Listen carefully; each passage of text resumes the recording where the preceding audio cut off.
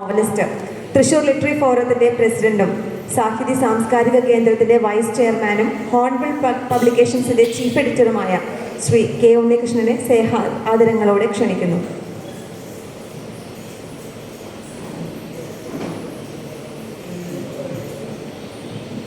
വേദിയിലും സദസ്സിലുമുള്ള ബഹുമാന്യരെ, പ്രിയ സ്നേഹിതരെ, നമ്മളേറെ ബഹുമാനിക്കുന്ന പ്രിയ എഴുത്തുകാരൻ, നമ്മുടെയൊക്കെ സുഹൃത്തു കൂടി എന്ന് ആർജവത്തോടെ പറയാൻ കഴിയുന്ന കെ വി രാമകൃഷ്ണ മാഷിൻ്റെ നവതി ആഘോഷങ്ങളുടെ ഭാഗമാവുകയാണ് ഇന്ന് നാം.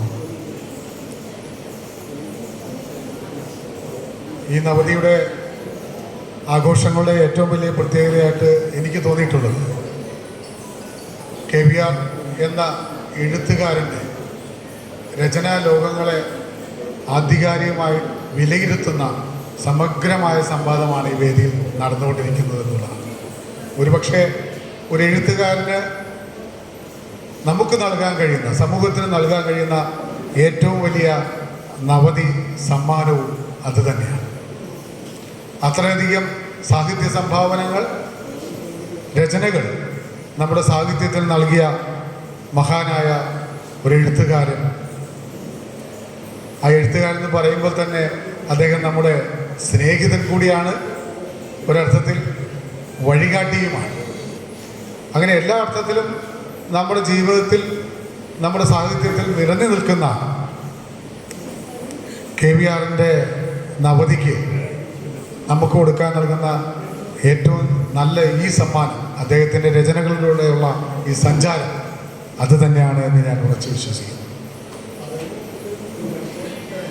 വിവർത്തകനായും കവിയായും എഴുത്തുകാരനായും ഒപ്പം മികച്ച സാംസ്കാരിക നേതാവുമായൊക്കെ നമ്മുടെ സാംസ്കാരിക മണ്ഡലത്തിൽ ജ്വലിച്ചു നിൽക്കുന്ന നക്ഷത്രം എന്ന് തന്നെ നമുക്ക് കെ വി ആറിനെ വിശേഷിപ്പിക്കാം.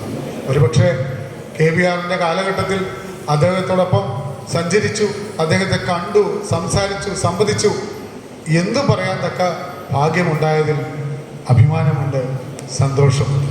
ഇത്രയും നമുക്കിതുപോലെ പല എഴുത്തുകാരെ കുറിച്ച് പറയുമ്പോൾ നമ്മൾ നഷ്ടബോധത്തോടുകൂടി സംസാരിക്കാറുണ്ട്. കണ്ടില്ല, കേട്ടില്ല, അടുത്തിരുന്നില്ല.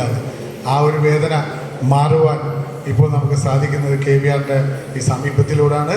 രാമകൃഷ്ണ മാഷിൻ്റെ ഈ നവതി ആഘോഷത്തിൽ അദ്ദേഹത്തിൻ്റെ സുഹൃത്തെന്ന നിലയിൽ, ശിഷ്യനെന്ന നിലയിൽ അവരുടെ കുടുംബാംഗങ്ങൾക്കും മറ്റുള്ളവർക്കൊപ്പം അതിയായ അഭിമാനത്തോടെയും സന്തോഷത്തോടെയും കൂടി ഞാനും പങ്കുചേരുന്നു.